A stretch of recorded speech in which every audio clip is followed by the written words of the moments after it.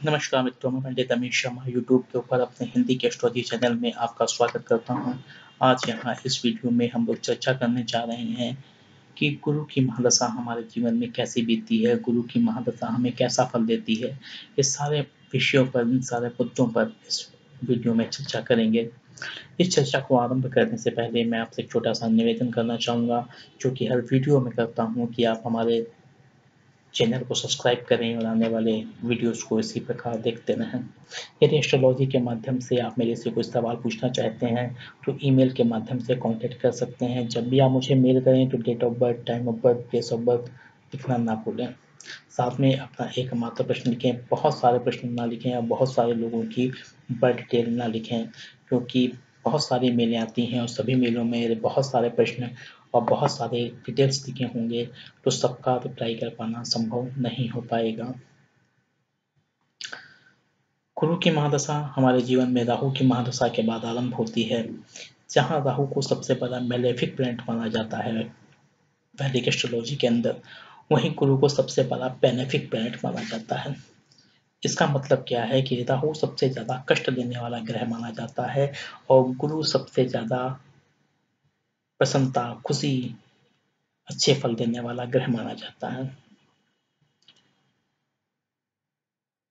दोनों एक दूसरे के अपोजिट होते हैं, यानी कि जो भी संघर्ष हम राहु की महादशा में कर रहे थे, गुरु की महादशा आने पर वो सारे संघर्षों का अंत होना शुरू हो जाता है। हमारी नॉन प्रोडक्टिव एक्टिविटीज अब प्रोडक्टिव एक्टिविटीज में बदल जाती हैं, यानी कि हमारे जो प्रयास हमें फल नहीं दे रहे थे, हमारे वो प्रयास अब हमें फल देने लगते हैं। ये सारी चीजें गुरु की महादशा में होने लगती हैं। गुरु की महादशा 16 साल की होती है, लेकिन इसका मतलब ये नहीं होता है कि 16 साल तक हमें अच्छे या बुरे परिणाम ही मिलेंगे।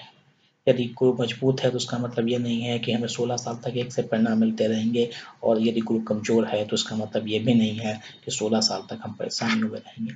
कारण क्या होता है कि गुरु की महादशा में 9 ग्रहों की अंतर्दशाएं आती हैं और उनकी मजबूती या कमजोरी के हिसाब से ग्रहों पर प्रभाव पड़ता है। उसके अलावा इन 9 अंतर्दशाओं में 9 प्रत्यांतर दशाएं होती हैं, यानी कि 81 प्रत्यांतर दशाएं भी होती हैं, जो कि हमारे जीवन पर बहुत ज़्यादा प्रभाव डालती हैं। उसके अलावा सूक्ष्म दशाएं भी होती हैं, तो इस यानी कि बहुत सारी दशाओं का कॉम्बिनेशन होता है। कुल मिला के गुरु की महादशा को देखा जाए तो एक अच्छी महादशा होती है। सबसे पहले तो हमें ये देखना चाहिए कि गुरु कहाँ पे है, गुरु की स्थिति क्या है। यदि गुरु धनु राशि पर है या फिर गुरु मीन राशि पर है तो इसका मतलब है कि गुरु स्वग्रही है, यानी गुरु स्वयं के घर में है, यानी कि गुरु बलवान है। उसके अलावा गुरु यदि कर्क राशि में होता है तो गुरु उच्च का होता है। यदि गुरु हमारे बर्थ चार्ट में, यानी कि हमारी जन्म लग्न में और हमारे नवांश में एक ही राशि पर होता है तो गुरु वर्गोत्तम होता है। स्वग्रही गुरु, वर्गोत्तम गुरु और उच्च का गुरु हमें सदैव अच्छे फल देता है। इसके विपरीत यदि गुरु मकर राशि पर होता है तो नीच का होता है। गुरु अपने शत्रु शुक्र की राशि यानी कि वृषभ राशि या तुला राशि पे होता है तो कमजोर होता है। समान रूप से देखना चाहिए कि मेष लग्न, कर्क लग्न, सिंह लग्न, धनु लग्न, वृश्चिक लग्न और मीन लग्न, इन 6 लग्नों में गुरु काफी ज्यादा महत्वपूर्ण होता है और कारक ग्रह होता है। इसके विपरीत शुक्र की जो लग्नें होती हैं, वृषभ लग्न और तुला लग्न, इनमें गुरु एक अकारक के रूप में होता है, यानी कि इन लग्नों में गुरु उतने अच्छे फल नहीं दे पाता है, क्योंकि वृषभ और तुला लग्नों का जो स्वामी शुक्र है वो गुरु का बल शत्रु है। गुरु की महादशा में सबसे पहले गुरु की अंतर्दशा आती है, समान रूप से अच्छी दशा होती है। यह दशा हमारे लिए वैवाहिक कार्यों के लिए, मांगलिक कार्यों के लिए, बच्चों के जन्म के लिए, बच्चों की शादी विवाह आदि के लिए, हमारे एजुकेशनल और स्पिरिचुअल डेवलपमेंट के लिए अच्छी होती है। उसके बाद शनि की अंतर्दशा आती है। यदि शनि मजबूत होता है तो हमें अच्छे फल देता है, धीरे धीरे हमारी प्रोग्रेस होती है। इसके विपरीत यदि शनि कमजोर होता है तो हमें बहुत सारी बाधाओं का सामना करना होता है, हमारे सभी काम होते होते रुक जाते हैं, हमें अपने प्रोफाइल से नीचे जाके काम करने पड़ते हैं। उसके बाद बुध की अंतर्दशा शुरू होती है। दशा बहुत अच्छी जाती है, क्योंकि जहाँ गुरु ज्ञान का कारक है वहीं बुध बुद्धि का कारक है, यानी कि ज्ञान और बुद्धि दोनों मिलकर हमें शुभ फल देना शुरू कर देती हैं। लेकिन यदि कोई कमजोर क्षमा चाहूंगा यदि बुध कमजोर होता है तो हमें अपने व्यापार में परेशानियां होती हैं, हमें अपनी हेल्थ में स्किन की गले की प्रॉब्लम्स होती हैं। इसके बाद केतु की अंतर्दशा शुरू होती है। केतु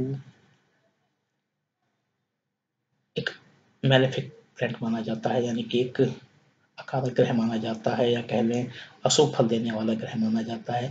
लेकिन केतु एक ज्ञान का कारक होता है, तो यदि केतु अच्छी स्थिति पर है तो वो समय गुरु और केतु का हमें बहुत ज्यादा ज्ञान दे सकता है। हम तंत्र मंत्र तप साइकिक पावर ये सब चीजें डेवलप कर सकते हैं। इसके बाद शुक्र की महादशा शुरू होती है, क्षमा चाहूंगा शुक्र की अंतर्दशा शुरू होती है। शुक्र और गुरु को वैसे तो शत्रु माना जाता है, लेकिन बहुत सारी चीजें ऐसी हैं जिसमें गुरु और शुक्र एक दूसरे के पूरक हैं। उदाहरण के लिए गुरु हमें विवाह के लिए महत्वपूर्ण है। गुरु की कृपा के बिना हमारा विवाह नहीं हो सकता, लेकिन शुक्र हमारे प्रेम का कारक ग्रह है, तो यदि विवाह हो गया और प्रेम नहीं है तो विवाह की स्थिति बहुत अच्छी नहीं होती है, वहां पर विवाह के टूटने की संभावनाएं बन जाती हैं। इसी प्रकार गुरु की कृपा के बिना चाइल्ड बर्थ संभव नहीं है, लेकिन शुक्र भी एक महत्वपूर्ण ग्रह होता है चाइल्ड बर्थ में। गुरु की भांति शुक्र भी एक ज्ञानी शुभ ग्रह है, तो यदि शुक्र मजबूत होता है तो दशा बहुत अच्छी जाती है, धन की कमी नहीं रहती है, क्रिएटिविटी के साथ ज्ञान के साथ इंसान बहुत ऊंचाइयों को छू लेता है। उसके बाद सूर्य की दशा आती है। गुरु सूर्य का कॉम्बिनेशन सदैव लगभग अच्छा होता है।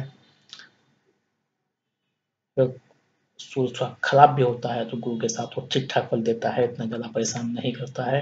लेकिन यदि गुरु मजबूत स्थिति में होता है तो सरकारी नौकरी मिल सकती है, सरकार से लाभ प्राप्त हो सकता है, हमारा यश चारों दिशाओं में फैलने लगता है।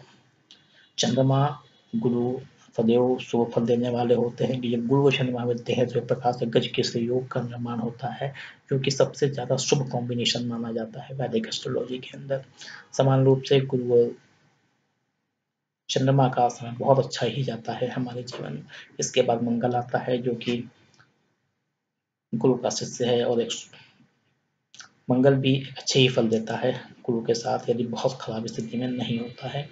कुल मिलाकर में तो गुरु की दशा हमारे लिए अच्छी दशा ही बीतती है।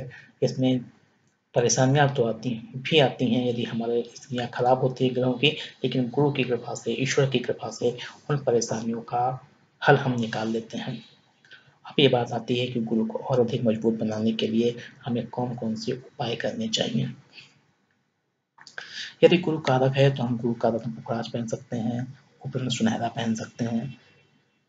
कारक इसका मतलब क्या हुआ? यदि मेष लग्न है, यदि कर्क लग्न है, यदि धनु लग्न है और मीन लग्न है, तो इन लग्नों में हम आसानी से गुरु का रत्न पहन सकते हैं।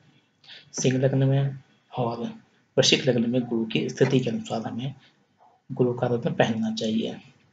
उसके अलावा गुरु के उपाय में सबसे अच्छा उपाय यह है कि हम गरीब बच्चों की एजुकेशन में मदद करें, क्योंकि गुरु विद्या का कारक ग्रह है।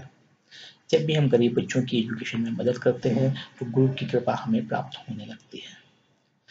गुरु के मंत्रों का जाप बहुत ही उत्तम होता है। गुरु के 3 तरह के मंत्र, समान मंत्र, ओम गुरुवे नमः, गुरु का बीज मंत्र और गुरु के वैदिक मंत्र। गुरु के बीज मंत्र के जाप की संख्या होती है 64,000 और वैदिक मंत्रों के जाप की संख्या होती है 32,000। बीज और वैदिक मंत्रों के जाप के बाद गुरु का हवन भी करा लेना चाहिए, ताकि गुरुदेव की और अच्छी कृपा हमें प्राप्त होने लगे। गुरु को प्रसन्न करने के लिए भगवान विष्णु की आराधना भी उत्तम होती है। उसके अलावा हम गुरुवार का व्रत भी कर सकते हैं, खास करके जिन बच्चों का विवाह नहीं हो रहा है, उनकी गुरु की दशा यदि आरंभ हो रही है तो उन्हें गुरु के व्रत करना चाहिए, यानी कि बृहस्पतिवार के व्रत करें और गुरुदेव की आराधना करें। ईश्वर की कृपा से आपके विवाह के योग बनने लगेंगे। मित्रों, ये एक छोटा सा परिचय था गुरु की महादशा के बारे में, जो कि समान रूप से एक शुभ दशा हमारे जीवन में जाती है, जिसमें हम उतना संघर्ष नहीं करते हैं जितना अन्य दशाओं में करते हैं। हालांकि गुरु आपकी कौन सी लग्न है, गुरु किस राशि पर विराजमान है, गुरु की डिग्रियां कितनी हैं, नमाज चार्ट में गुरु की क्या स्थिति है, ये सारी चीजें भी बहुत ज्यादा महत्वपूर्ण होती हैं। तो इन सारी चीज़ों को देखे बिना एक सही निष्कर्ष पे पहुँच पाना संभव नहीं होता है। तो मैं एक बार फिर आपसे निवेदन करूँगा कि आप हमारे चैनल को सब्सक्राइब करें और आने वाले वीडियोज़ को देखते रहें। धन्यवाद।